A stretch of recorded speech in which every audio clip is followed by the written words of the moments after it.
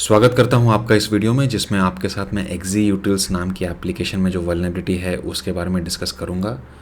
इस वीडियो में हम ये वल्नरेबिलिटी कैसे डिस्कवर हुई इसके बारे में नहीं डिस्कस करेंगे, इसके रेमेडिएशंस क्या हैं वो भी डिस्कस नहीं करेंगे बिकॉज ऑलरेडी ऑनलाइन ये सारी चीज़ें अवेलेबल हैं। इस वीडियो में हम डिस्कस करेंगे कुछ ऐसे फंडामेंटल्स जो कि बहुत ज़रूरी हैं आपको इस वल्नरेबिलिटी को समझने के लिए। तो क्योंकि मेरे वीडियोस नए साइबर सिक्योरिटी एंथुजियास्ट और सॉक इंजीनियर्स, ऐसे सॉक एनालिस्ट जो 5 साल से कम का एक्सपीरियंस रखते हैं इन ऑडियंस के लिए होते हैं, तो मैं फंडामेंटल्स कवर करने में बिलीव करता हूँ। तो लिनक्स के कुछ ऐसे फंडामेंटल्स हैं जिनको अगर आप समझ लोगे तो आपको इस वल्नरेबिलिटी का जो भी high level research material publish हुआ है ऑनलाइन उसको समझने में आसानी होगी। तो हम कुछ फंडामेंटल्स कवर करेंगे और उसके बाद फिर एक बेसिक टेक्निकल एनालिसिस करेंगे इस वल्नरेबिलिटी का कि ये वल्नरेबिलिटी कहाँ इफेक्ट कर रही है और कैसे इम्पैक्ट कर रही है।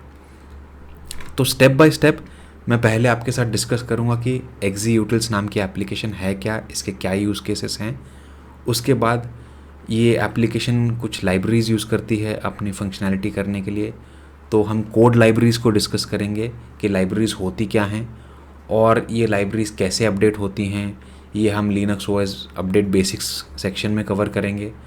और एसएसएच प्रोटोकॉल और ओपन एसएसएल ये दो ऐसे चीज़ें हैं जो कॉम्प्रोमाइज़ हो रही हैं इस वल्नरेबिलिटी द्वारा।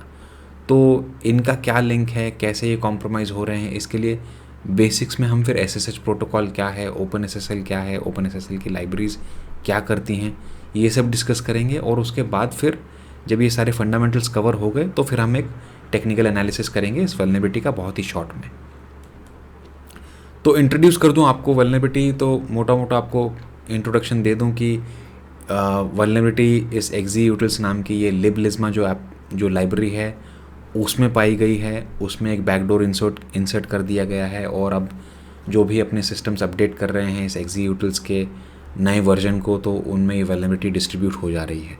ये वल्नरेबिलिटी जाके एसएसएच की सर्विस को टारगेट करती है, इस तरीके से टारगेट करती है कि उसका बिहेवियर इस तरीके से चेंज कर देती है कि जब अटैकर अपनी पब्लिक की से ऑथेंटिकेशन के लिए आता है आपके सर्वर की तरफ तो उसको सीधा ऑथेंटिकेशन बाईपास मिल जाता है, बिकॉज इस कोड में अटैकर की पब्लिक की इन्फॉर्मेशन के बारे में वैलिडेशन ऑलरेडी हार्ड कोडेड है।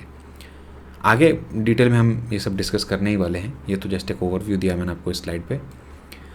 कुछ ऐसी कॉमन कंडीशंस हैं जो इस वल्नरेबिलिटी को सक्सेसफुल करने में हेल्प करती हैं। इस वल्नरेबिलिटी की डिपेंडेंसी है कि एक्जीयूटिल्स की एप्लीकेशन का वर्जन 5.6.0 या फिर 6.1 होना चाहिए। उसके बाद ओपन एसएसएच की डिपेंडेंसी इस एप्लीकेशन की जो लाइब्रेरी है लिबलिज्मा इस पे होनी चाहिए। उसके बाद एसएसएच सर्वर पब्लिकली एक्सपोज्ड होना चाहिए, एक्सटर्नल नेटवर्क को एक्सपोज्ड होना चाहिए, तब जाके अटैकर इस सर्वर को रीच कर पाएगा और एक्सप्लॉइट कर पाएगा। जीलिब और जीएनसीसी ये कुछ सी की ऐसी लाइब्रेरीज़ हैं जो बहुत सारे लिनक्स में पाई जाती हैं, लेकिन इनका सिर्फ पाया जाना ही नहीं बल्कि इनका एक स्पेसिफिकली एक सेटिंग द्वारा कॉन्फ़िगर होना भी ज़रूरी है। तब जाके ये जब 4 कंडीशंस मीट होंगी तो ये वल्नरेबिलिटी जाके अफेक्ट करती है लिनक्स सिस्टम को। अगर आपका सर्वर एक्सपोज नहीं है, अगर आपके सर्वर पे कोई ऐसा पैच नहीं है जो ओपन एसएसएच को लिबलिज्मा के साथ लिंक कर रहा है या डिपेंडेंसी बना रहा है, तो फिर डरने की बात नहीं है। ये वल्नरेबिलिटी आपके सर्वर को या आपके लिनक्स मशीन को अफेक्ट नहीं करेगी। तो आइए फिर फंडामेंटल्स का पहला स्टेप शुरू करते हैं जिसमें हम देखेंगे कि एक्जीयूटिल्स नाम की एप्लीकेशन है क्या। तो एक्जीयूटिल्स नाम की एप्लीकेशन डेटा कंप्रेशन और डेटा डिकम्प्रेशन में यूज़ होती है। विंडोज़ पे आपने WinZip, 7-zip ये यूज़ किया होगा फाइल को ज़िप और अनजिप करने के लिए, फ़ाइल को छोटा करने के लिए और फिर एक्सट्रैक्ट करने के लिए। सेम लिनक्स पे आपको bzip है, gzip है और एक्जीयूटिल्स भी है। एक्जीयूटिल्स तकरीबन 15-20 साल पुरानी एप्लीकेशन है, बहुत अच्छे से मेंटेन हुई और इसका कंप्रेशन डिकम्प्रेशन रेशियो भी बहुत अच्छा है, तो ये काफ़ी ज़्यादा पाई जाती है लिनक्स पर। लगभग सारे लिनक्स के डिस्ट्रीब्यूशंस पर ये एक्जीयूटिल्स का एप्लीकेशन का इस्तेमाल होता ही होता है डेटा को ज़िप और अनजिप करने के लिए। ये एप्लीकेशन के 2 पार्ट्स हैं, एक तो फ्रंट एंड है जो कि यूज़र्स एप्लीकेशन के साथ इंटरेक्ट करते हैं कमांड लाइन द्वारा, अपने लिनक्स सिस्टम द्वारा, जो फ्रंट एंड है इस एप्लीकेशन का। प्लस सेकेंड पार्ट इस एप्लीकेशन का है ये लिबलिज्मा लाइब्रेरी। ये लिबलिज्मा लाइब्रेरी में ये लेम्पलजेव मार्कोव चेन एल्गोरिथम है, एक मैथमेटिकल फार्मूला है स्टैटिस्टिकल रिडंडेंसी का, जिसको यूज़ करके ये एप्लीकेशन डेटा कंप्रेस और डिकम्प्रेस करती है। तो ये दो पार्ट हैं। अब समझते हैं कि लाइब्रेरी है क्या, लाइब्रेरीज़ लिनक्स में क्या होती हैं, या फिर लाइब्रेरी सॉफ्टवेयर वर्ल्ड में क्या होती है।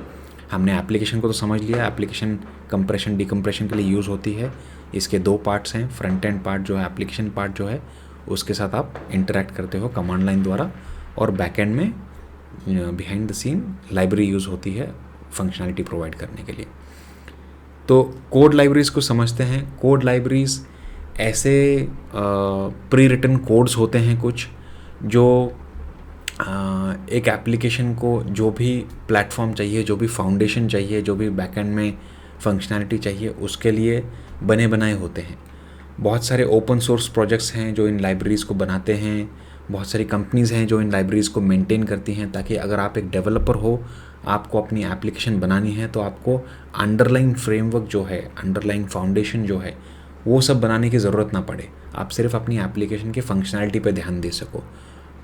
कुछ बेसिक फंक्शनैलिटी, जैसे आपके एप्लीकेशन को नेटवर्क कनेक्शन लगेगा, तो उसको नेटवर्क कनेक्शन इनिशिएट करने पड़ेंगे।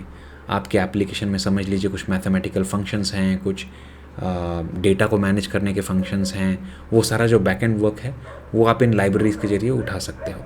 सिंपल नॉन कंप्यूटिंग लैंग्वेज में अगर आपको समझाऊँ तो समझ लीजिए, अगर आप एक पेंटर हो, आप एक पेंटिंग बनाना चाहते हो, तो पेंटिंग बनाने के लिए जो भी आपको सामान लगेगा, जैसे कि कैनवस लगेगा, स्केच पेन्स लगेंगे, काफ़ी सारे कलर्स लगेंगे, तो ये सारे आपको बाज़ार से मिल जाते हैं। तो ये सारा फ्रेमवर्क, रेडी फ्रेमवर्क आपको मिल जाता है। आप सिर्फ अपनी क्रिएटिविटी अपनी पेंटिंग में उतारते हो ये सारे चीज़ों का इस्तेमाल करके।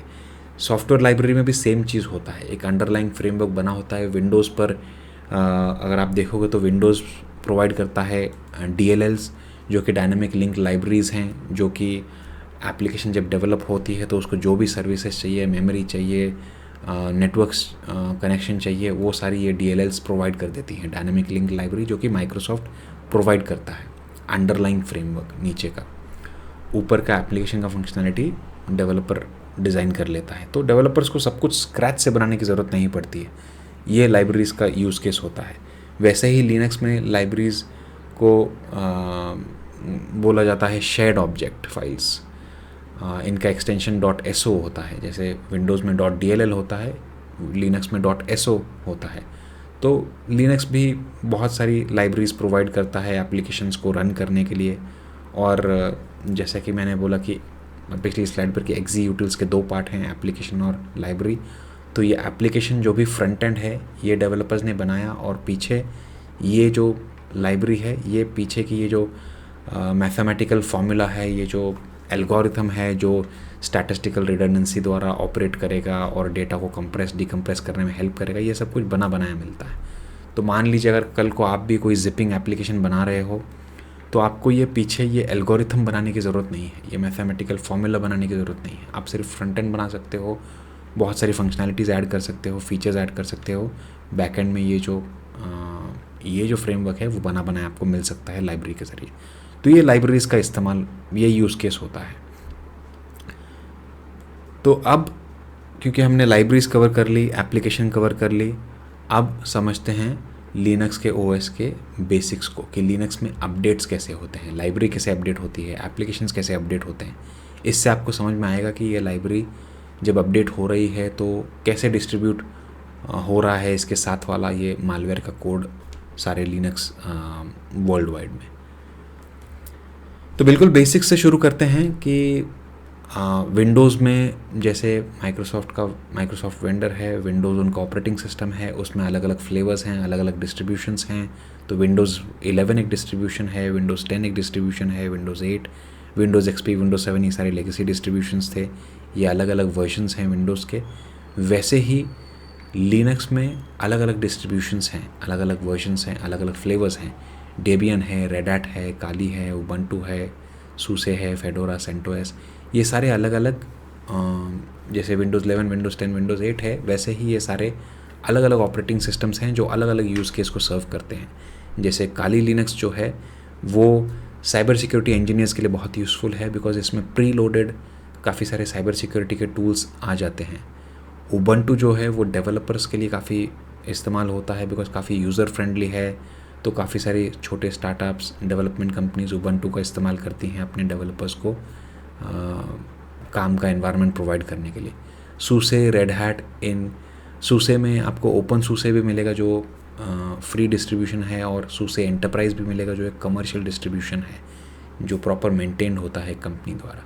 रेड हैट भी एक कमर्शियल डिस्ट्रीब्यूशन है जिसको काफ़ी सारी ऑर्गेनाइजेशंस यूज़ करती हैं स्केलेबिलिटी और उनकी रोबस्टनेस के लिए और सर्वर एनवायरनमेंट के लिए। तो ये सारे अलग अलग डिस्ट्रीब्यूशंस हैं, इनका यूज़ केस अलग अलग है। जैसे कि विंडोज़ 7, विंडोज़ 11, विंडोज़ 8, वैसे ही ये सारे डिस्ट्रीब्यूशंस हैं। उसके बाद अब ये सारे डिस्ट्रीब्यूशंस जैसे विंडोज़ में अपडेट आपको माइक्रोसॉफ्ट प्रोवाइड करता है, इनमें अपडेट्स कैसे होते हैं हम आगे देखते हैं।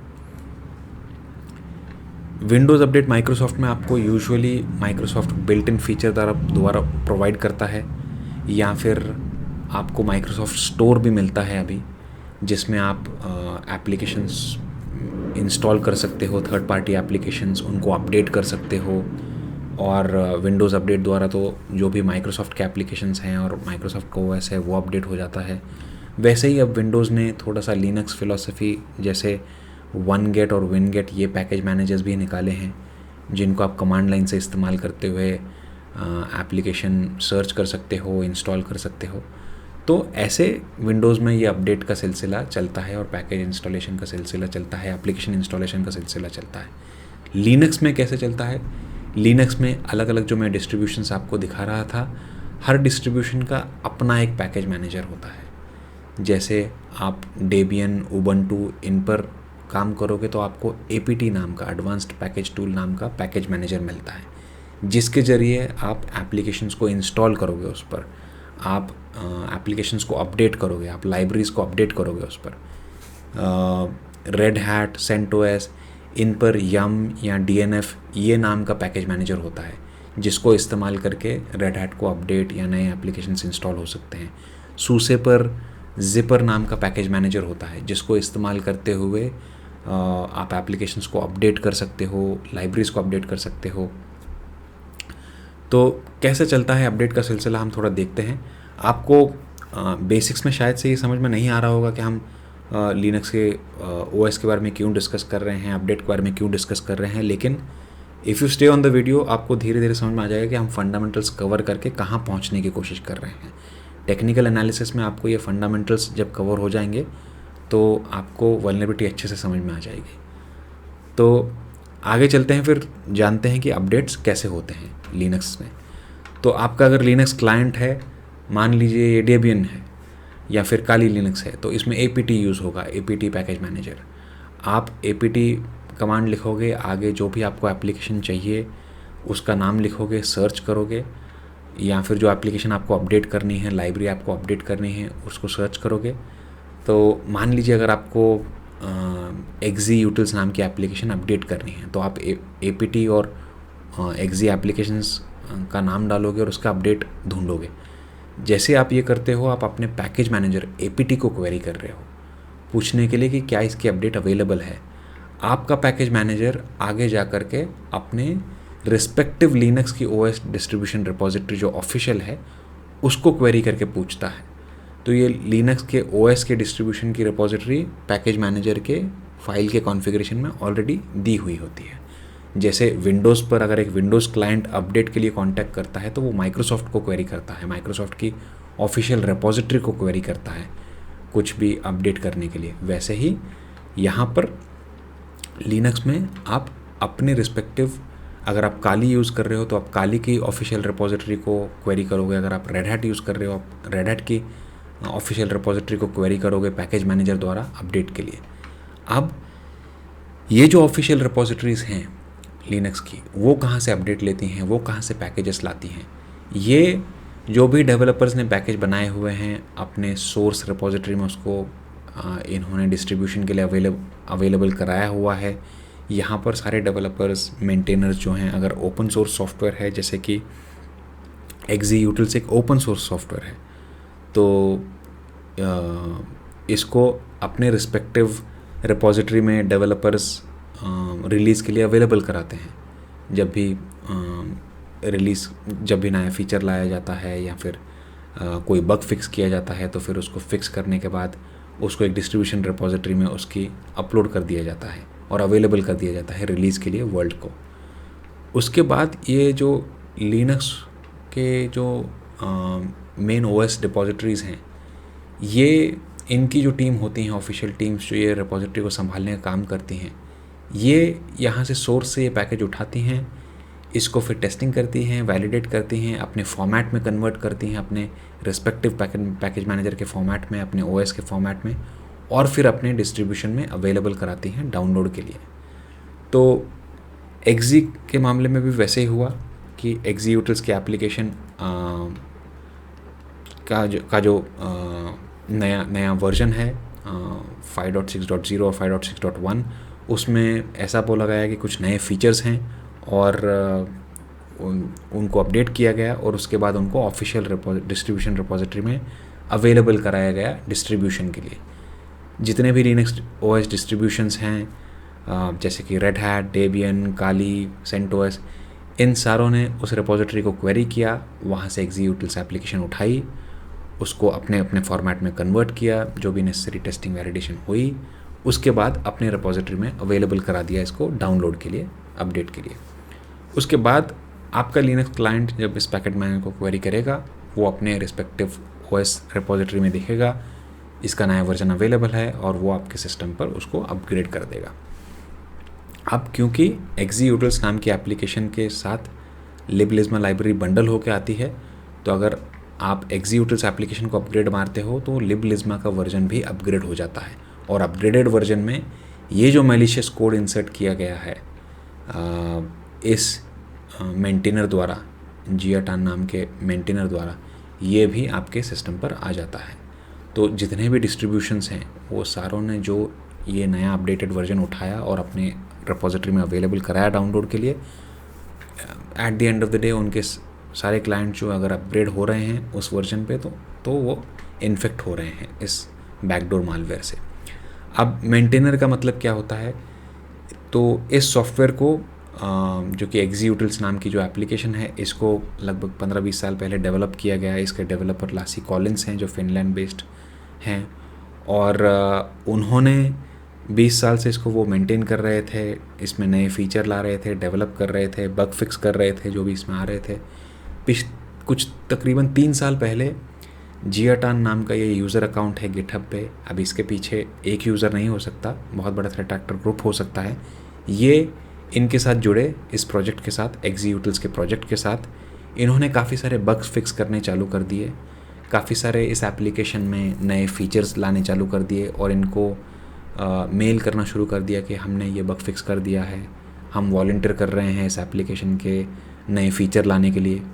और ऐसा करके 3 साल में लगभग इन्होंने इस डेवलपर का भरोसा जीता। भरोसा जीतने के बाद इन डेवलपर्स, इसके जो डेवलपर हैं लासी कॉलिन्स, उन्होंने सोचा कि ये जो बंदे हैं ये अच्छा काम कर रहे हैं, इस प्रोजेक्ट को अच्छे से कंट्रीब्यूट कर रहे हैं, तो क्यों ना इनको मेंटेनर राइट्स दे दी जाए इस रिपोजिटरी की। जैसे ही इनको मेंटेनर राइट मिल जाती है, इन्होंने अपना कोड उसमें डाला और अब इनके पास रिलीज़ राइट्स हैं। जब आप एक मेंटेनर परमिशन होती है आपकी एक रिपोजिटरी के ऊपर, तो आप सॉफ्टवेयर में कोड डालकर उसको रिलीज़ के लिए अवेलेबल करा सकते हो वर्ल्ड को। तो यही किया इन्होंने। जब इनको मेंटेनर परमिशन मिल गई लगभग 2 महीना पहले, तो इन्होंने जाकर अपना कोड उसमें इंसर्ट किया और वर्ल्ड के लिए ये एप्लीकेशन का नया वर्जन इस कोड के साथ रिलीज़ कर दिया। ओएस डिस्ट्रीब्यूशन रिपोजिटरीज़ ने इनकी ऑफिशियल रिपोजिटरी को क्वेरी किया इस एप्लीकेशन की, वो कोड उठाया, इसका नया वर्जन उठाया एप्लीकेशन का, उसको कंपाइल किया अपने फॉर्मेट में और फिर अवेलेबल करा दिया अपने डिस्ट्रीब्यूशन पॉइंट्स में। अब क्योंकि ये वल्नरेबिलिटी पता चल चुकी है, तो ऑब्वियसली इस डिस्ट्रीब्यूशन रिपोजिटरीज में से ये एप्लीकेशन का ये वर्जन हटा दिया गया है, तो अभी नो लॉन्गर अवेलेबल है अपडेट के लिए। तो ऐसा अपडेट का सिलसिला चलता है लिनक्स में।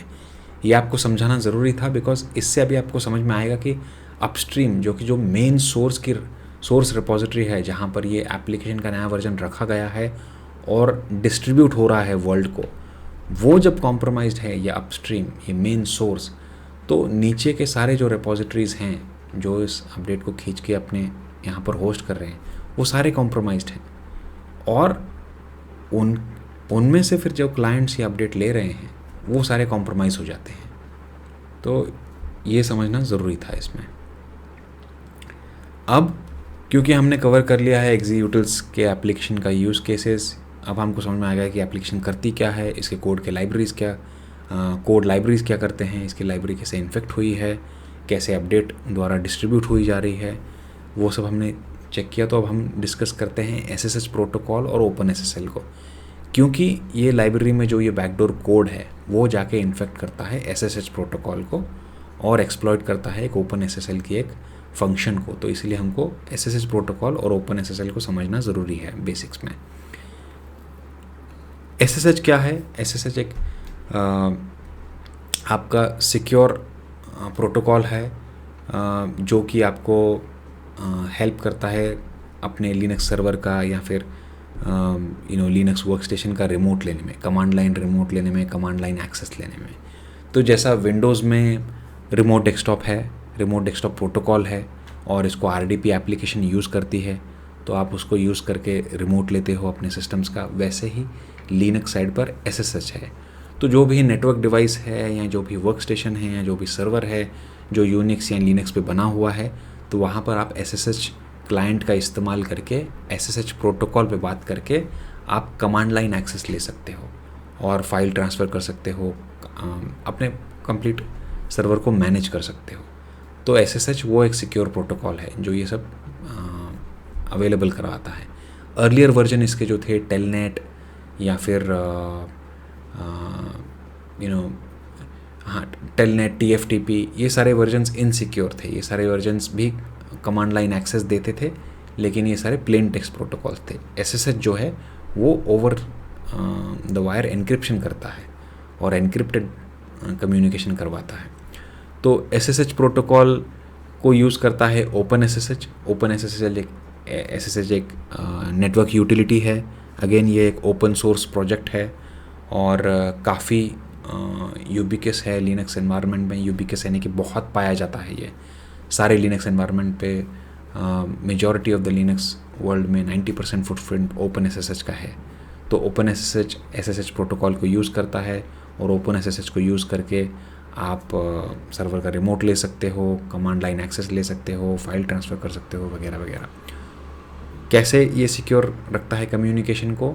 ये पीछे यूज़ करता है ओपन एसएसएल की लाइब्रेरीज़ को।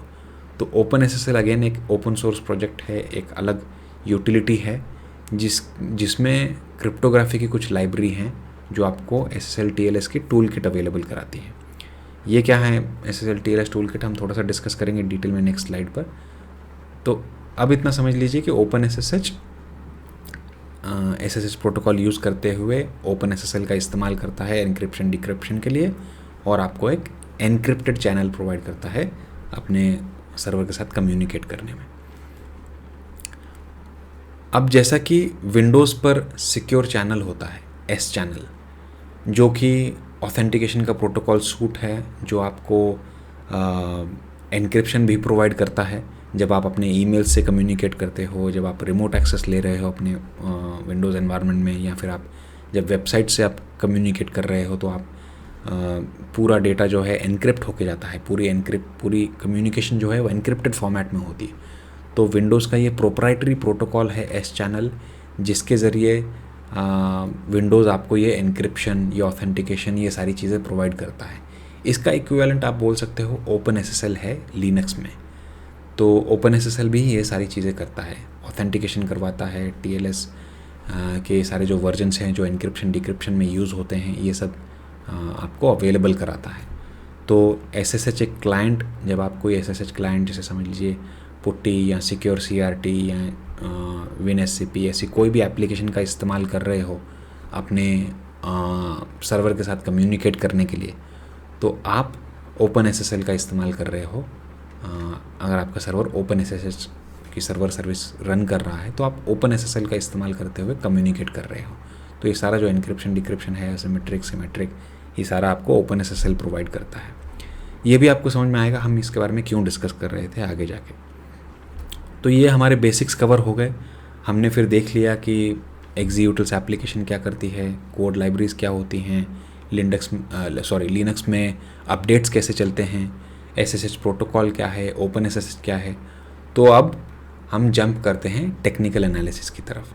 थोड़ा सा एक बेसिक टेक्निकल एनालिसिस करते हैं कि OpenSSH और ये SSH की सर्विस कॉम्प्रोमाइज़ कैसे हो रही है इस वल्नरेबिलिटी में। वल्नरेबिलिटी तो है एक्जीक्यूटिव्स एप्लीकेशन में, लेकिन फिर SSH की सर्विस कैसे कॉम्प्रोमाइज़ हो रही है और कैसे अटैकर को एक ऑथेंटिकेशन बाईपास का रिमोट मिल जा रहा है। बिकॉज एक्जीक्यूटिव्स एप्लीकेशन तो कंप्रेशन डिकम्प्रेशन के लिए यूज़ होती है, इसका कोई ऑथेंटिकेशन से लेना देना नहीं है। फिर भी कैसे क्या यूज़र को अटैकर को ऑथेंटिकेशन बाईपास हो जा रहा है इस एक्जीक्यूटिव्स के बैकडोर द्वारा, वो हम समझते हैं अभी आगे। तो इसके लिए डिपेंडेंसी समझते हैं कि SSH सर्विस जो है, जैसा कि मैंने पिछली स्लाइड पे आपको बताया कि OpenSSL की लाइब्रेरी यूज़ करती है। SSH सर्विस की डिपेंडेंसी है सिस्टम D नाम की एक बाइनरी पर। अब ये सिस्टम D नाम की जो सर्विस है, ये बहुत कुछ काम करती है लिनक्स सिस्टम के एडमिनिस्ट्रेशन में बहुत ज़्यादा काम आती है। लेकिन मोटा मोटा आपको बता दूं तो ये समझ लीजिए आपने सिस्टम स्टार्ट किया, सिस्टम शट डाउन किया, रिबूट किया, आप सिस्टम D को कॉल कर रहे हो, आप इस सर्विस का इस्तेमाल कर रहे हो। D माने डीमन, जो कि विंडोज़ में हम सर्विस कहते हैं तो लिनक्स में हम डीमन कहते हैं। तो सिस्टम सर्विस माने कि सिस्टम डीमन इन लिनक्स। फिर आपको कुछ सर्विसेज स्टॉप करनी है, सर्विसेज स्टार्ट करनी है, आप अगेन सिस्टम D का इस्तेमाल करोगे। तो SSH सर्विस भी अगर आपको स्टार्ट स्टॉप करनी है, रीस्टार्ट करनी है, तो सिस्टम D के ऊपर इसकी डिपेंडेंसी रहती है। तो इसलिए SSH की डिपेंडेंसी सिस्टम D के ऊपर है। सिस्टम D की आगे डिपेंडेंसी liblisma लाइब्रेरी के ऊपर है। तो सिस्टम D अपनी कुछ फंक्शनैलिटी के लिए मे बी कुछ डेटा का कंप्रेशन डिकम्प्रेशन करती है, जिप अनजिप करती है, उसके लिए वो liblisma नाम की लाइब्रेरी का इस्तेमाल कर रही है। अब ये liblisma नाम की लाइब्रेरी बंडल होकर आ रही है एक्जीक्यूटिव्स की रिपोजिटरी में से, और इसमें तो मैलिशियस बैकडोर डाला हुआ है। तो इसीलिए इनडायरेक्ट डिपेंडेंसी है SSH की इस liblisma लाइब्रेरी पर। तो जब SSH की सर्विस स्टार्ट होती है तो SSH अपनी रन टाइम में अपनी डिपेंडेंसीज जो उसकी हैं उनको भी लोड करता है। तो वो सिस्टम D भी शुरू होगी, उसके बाद ये liblisma लाइब्रेरी भी शुरू हो जाएगी रन टाइम में, और जैसे ही शुरू हो जाती है तो मैलिशियस ये कोड जो है वो जाके SSH को इंजेक्ट कर देता है। तो इस तरीके से कि मतलब इवन दो इसकी डायरेक्ट डिपेंडेंसी नहीं है liblisma पे, बट ये इनडायरेक्ट डिपेंडेंसी जो है सिस्टम D द्वारा, इसकी वजह से SSH सर्विस कॉम्प्रोमाइज़ हो रही है। अब मैंने अपने लैब के काली लिनक्स में कमांड रन की थी देखने के लिए कि डिपेंडेंसी कैसी है। तो उसके बेसिस पर मैंने ये ग्राफिक बनाया था कि अगर आप SSHD को ये रीड ELF कमांड और -d दे के डिपेंडेंसीज की चेक करते हो तो आपको पता चलेगा कि SSHD जो सर्विस है यहाँ पर कहीं liblisma नहीं लिखा हुआ है। इसकी जो डायरेक्ट डिपेंडेंसीज हैं उनमें liblisma नहीं लिखा हुआ है। इसकी direct dependency lib system D, libcrypt, ये सारी लाइब्रेरीज पर है। लेकिन अगर आप lib system D की D को रीड कमांड मारोगे तो आपको यहाँ पता चलेगा कि इसकी डायरेक्ट डिपेंडेंसी liblisma पे है।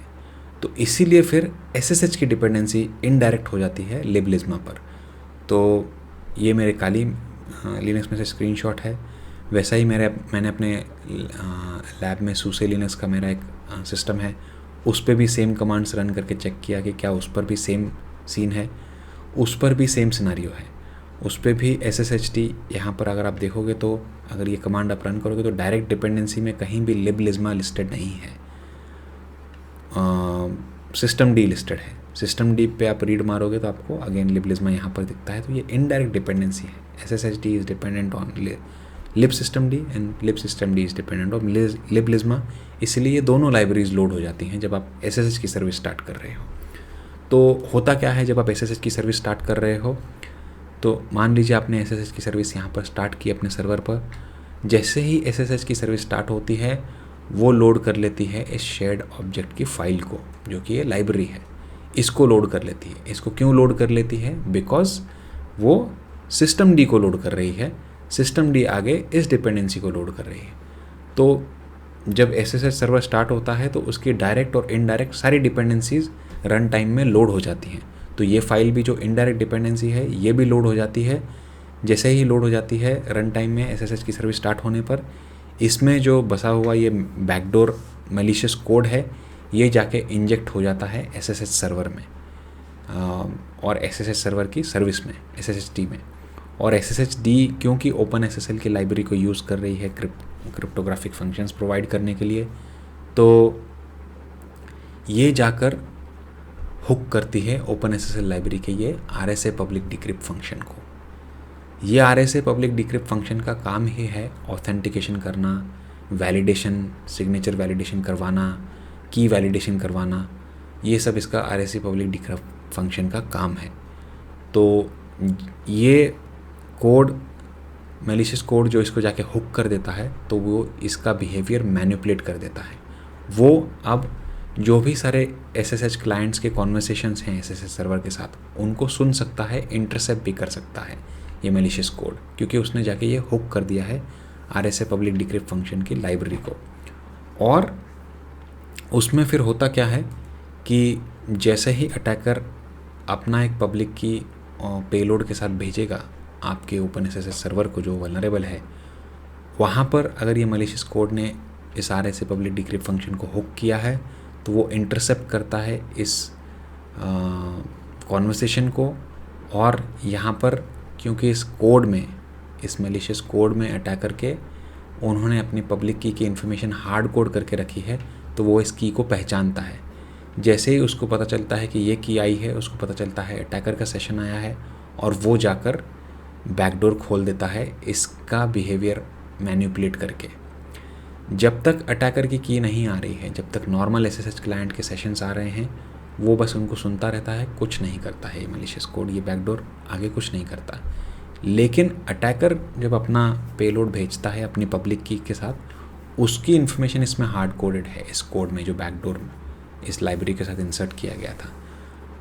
तो उसकी वजह से वो अटैकर की पब्लिक की को पहचानता है और तभी वो ट्रिगर करता है कुछ ऐसे कमांड ऑपरेशंस इस RSA पब्लिक डिक्रिप्ट फंक्शन में सिस्टम लेवल पे, जिससे कि वो एक बैकडोर खोल दे अटैकर के लिए और अटैकर को सीधा एक ऑथेंटिकेशन बाईपास एनेबल करवा दे, और कुछ रिमोट कोड एग्जीक्यूशन के भी कैपेबिलिटीज़ प्रोवाइड कर देता है अटैकर को। यानी कि अटैकर को कम्प्लीटली एक आपके एंटायर विक्टिम मशीन का कंट्रोल मिल जाता है।